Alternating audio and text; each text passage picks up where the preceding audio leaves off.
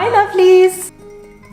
Do I have a slight obsession with my new nails? Well, they're pumpkin colored, what can I say? Why don't you sit down for a spell, have a lovely warming tea or maybe a hot chocolate, and we talk about October ins and outs in the magic and the mundane. What do I mean by that? For me, fall, autumn is a time of transition, right? We're now going from the livelihood of summer into the resting phase of winter. And as the world outside the window transitions, I find it's also a great time to harness those seasonal energies for yourself and transition, shift a couple of things in your life. I want to bring in some new cozy activities, mindsets, practices to make this season extra special and cozy. But if you want to bring in something new, you first have to make sure that there is enough space, so some of the old stuff has to go. The most magical place where you can visually see this transition in my house is definitely my seasonal altar space, where I just have decoration, some reminders of the symbolism of the season, and my current spell or ritual work. And here we are now switching from the harvest energies of Mabon, the autumn equinox, into the more introspective,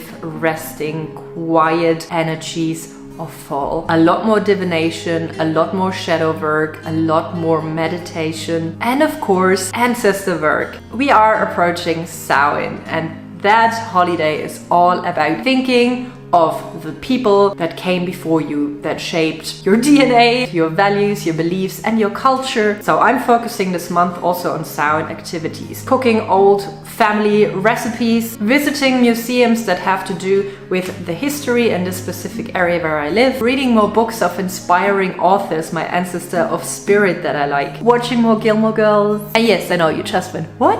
I also do consider those fictional characters somewhat ancestors or spirits, so it counts, okay? Also, it's just super cozy and fall-like, so yeah.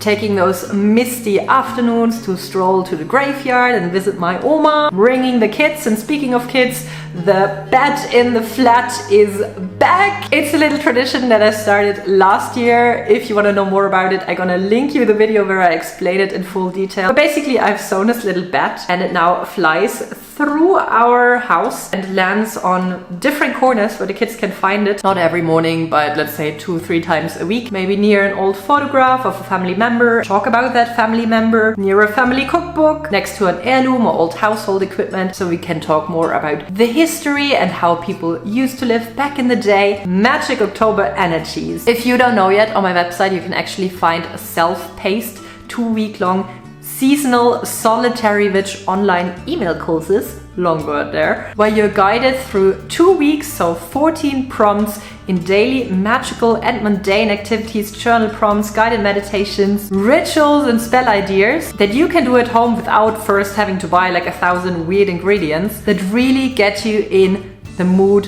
for the season. I'm gonna link you the one for Samhain down below. What has to go out? Very big, elaborate rituals. I feel in the summer I always have much higher energy. I'm more inclined to do big stuff and go all out and prepare, and you know, the nights are long and the moons are bright. No, I want to have it simplified. I want to have a simple, easy, cozy life. So my spells and rituals reflect that too. It's really just lighting a candle in the morning or in the evening. It's doing 1 journal prompt a week. It's cleansing my apartment by just opening a window and letting that cool autumn air flow in. Scaling down, taking the stress out, taking away complexity and simplifying your magic so you actually do it more. Because in the winter, we need the self-care, and magic witchiness is definitely self-care. And that ties nicely into my next in stepping up my meditation practice. Meditation is something invaluable to me. And there are different ways to meditate. Not everyone can meditate the same way. Not everyone's brain works the same way. So it's really worth it to maybe dedicate October, November to finding a meditation practice that works for you. Maybe it's guided visualizations, maybe it's fantasy stories, maybe it's just walking outside and thinking about a certain topic. Maybe it's taking a word and letting your thoughts run its course, or maybe it's just very simple breath work, training your focus to remain on one thing. But all of these practices do, they slow you down. They get you in this introspective, calm, cozy state of being, directing your focus inwards instead of having it outwards all the time, because that's where all the preparation for next year's growth is happening. A lot of you already know my favorite meditation app. It's called Aura. They don't only have guided meditation, sleep stories, soundscapes, but they also have coaching on there. And now there's a new feature where they even have different languages. It's super personalized, it gets to know you, your preferences, and it kind of like always anticipates what I need. It just presents it to me. If that's now reducing stress, manifesting, parenting with more patience, working through anxieties, or grounding, centering yourself for the day and setting an intention. I'm gonna leave you my link below, and the first 500 people who click it to get not only a free trial but also 25% off if you choose to remain with Aura. What we throw out? Unnecessary yeses. Friends, we're now in the inwards energy. We're focusing on ourselves. And that is not selfish, that is self-care. It's letting ourselves winter and rest and recharge those social batteries, those energy reserves. It's time to hibernate. In practice, that means that I will now be much more careful in where I put my energy. In the summer, if a friend called me spontaneously, was like, hey, you wanna come hang out, do like a little barbecue garden party? I would likely say yes, because that goes with what the season is all about. It's about that connection and going out. Now in winter, I'm more like, no, I don't really want to. I wanna sit on my couch and watch a cozy movie and maybe eat a freshly baked apple pie. I do not wanna be there. That drains my energy, doesn't give me anything. And again, that is not mean, that's just respecting your own needs and respecting your own boundaries and communicating them in a nice way. By the way, a nice way is not finding an excuse and being like, oh, maybe whatever, or I'm sorry, I have to dye my cat's hair today. It's being, listen, I love the invite, but today I feel like I need to rest and be with myself, but thank you so much. Let's normalize doing that. Reducing your yeses can also look like revising where you currently put too much of your energy and where you actually don't want to spend your energy. That can be at projects at work that you're taking on, that can be projects at home that you say, yeah, I really want to do it, but do you really want to do it? The places where you overcommit. Next point on the list, not surprising, kitchen witch. My in for the season is to focus on healing, tonics, potions, lotions, everything that allows my family, and especially the snotty little crotch goblins that take every germ home with them from kindergarten, to remain healthy. Fire cider, elderberry syrup, nourishing, magically infused skincare, face masks, and additionally to that, soul food, warming spices that really evoke coziness. Not only the things that are healing for your body, but also the things that if you eat them in measure, feel happy and fulfilled inside. What we are definitely throwing out the window, but not really, that would be dangerous because it's glass. It's alcohol. Well, at least the amount of alcohol I usually consume in the summer, because it's so easy. Like, a beer garden here, a beer garden there, sun is out, weather's nice, let's sit on a little terrace, have a Pinot Grigio, then a ton of summer cocktails at the beach and a pool. My liver needs a break. I'm not in my 20s anymore, okay? So I'm scaling way back on alcohol. I will still have like a nice red wine or a mulled wine if the occasion calls for it, but it will be way less intense than it was in the summer. We're focusing on nourishing and healing and fueling our body. And even though we're witches, we're taking a little break from dabbling with poison. A thing I'm calling in is developing a really cozy, calming evening routine. In the summer, the sun is out until late. It's much more likely that I will spend my evenings on the balcony with a wine, chatting on my phone.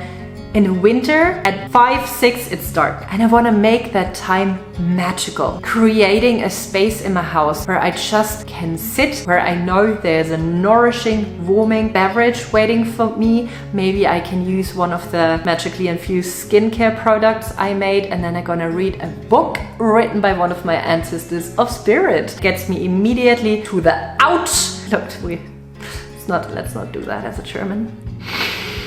And it immediately gets me to my ouch point. Going to bed late has to go. We're going to bed early because darkness and light are different in winter and summer. Now we're going into the dark half of the year. Our bodies are wired to want more sleep. Let's really work with our circadian rhythm here. Our bodies get tired when the light is going away. So give it that rest that it wants and that it needs, and shift your bedtime by an hour or two. That also means that maybe in the mornings you can wake up with a bit more time and have really, really cozy and silent mornings to yourself, especially if you maybe have family or smaller kids. Oh, I recommend it so much. October in, spending more time outside, regardless of the weather. And it might now sound strange to many of you because it's rainy, it's grey. Why do you want to be outside? It's so cozy inside. Must be under the blanket, let's drink the tea. But winter and autumn here are long and they're grey, people. I need to now still use the last bits of sunshine as much as I can to prevent seasonal depression. And also there is the garden that needs to be made winter ready. And yes, I'm technically too late for that, but it's fine, it's fine. It's fine, it's fine. I was busy gathering the last herbs, preparing the soil, wrapping up the plants that can't really withstand the first frosts that we are now having, making sure that all the wildlife has things to crawl under, hide in, if that's now piles of leaves raked up, if that's just a little hovel of stones put in a corner of your garden, making sure the land gets prepared to really rest for a new cycle of growth in a new year. And by still being connected to those outside natural seasonal energies by being outside, I feel much more inclined to do the same to myself in my activities and in my mindset. And here we get to an October out, and that is stress. This season is about slowing down, starting the hibernation, resting, recharging. And I know stress is not something that we can avoid all the time because life in itself is unfortunately oftentimes stressful. You have to work, you have the kids, maybe you have to deal with illness, financials, whatever that stress factor might be for you. But there are two ways to reduce a little bit of that stress on a daily basis. First of all, if you have the option to let go, to actually let go, distribute some of that stress or ask for help, do that. So since this month, I'm not any longer a one-woman show. I actually hired help. My wonderful husband. Thank you. Good. Yeah, thank you.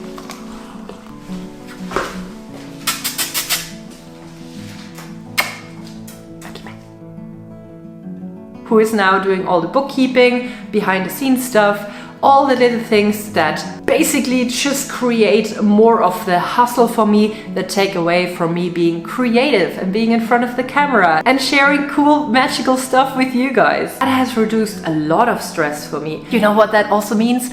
I'm finally super active on Instagram. There are now witch tip reels and cozy content and stories about the magical life I live. So if you want to follow me there, you know how to find me. That's, by the way, also the first place I'll always let you know if there's new giveaways, workshops and whatever happening. The other way, with the stress that I cannot let go of because it's unfortunately just part of life and of my duties, is to become more aware of when stress is hitting your body. Those moments in a day when you're just in the hustle of things, you're doing stuff and you feel like, oh, my body is actually really tense, or I have my shoulders drawn up, or I'm breathing really fast, or I'm just running around like a chicken without a head. Take those moments to mindfully step away from the stress. If it's only for 1 minute, taking a couple of really deep breaths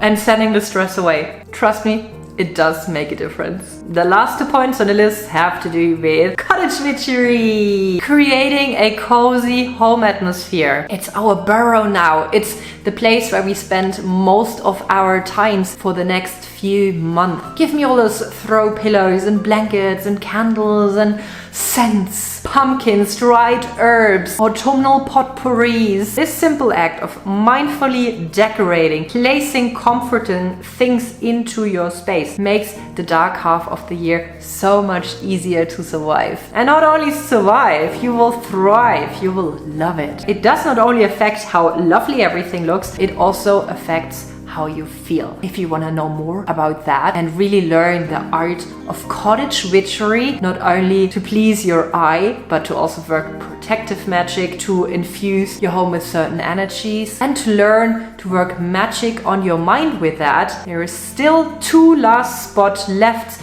for my online group workshop in November, the Heart and Hearth Hygge workshop. Also linked down below if you fancy spending autumn with me in a group of magical, like-minded people. Workshop is suitable for beginners as well as advanced practitioners. We can all learn from each other. But before we bring all this coziness into our space, we need to declutter first. We need to let go of some stuff. So out go summer clothes, summer garden toys, pool stuff.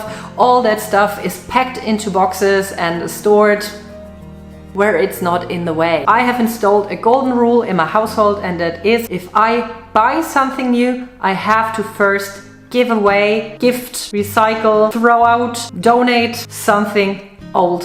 1 for 1. I don't want to hoard stuff in my house anymore. It drains the energy to constantly have to deal with all those things laying around. And even though I love the cute fall decors in the store, I do not want to support overconsumption of physical goods that will remain on this planet long after you are gone, and not in a good way. Alright, lovelies, I want to know what your October ins and outs are. Let us know in the comments down below, and I wish you the most magical day. Coffee time!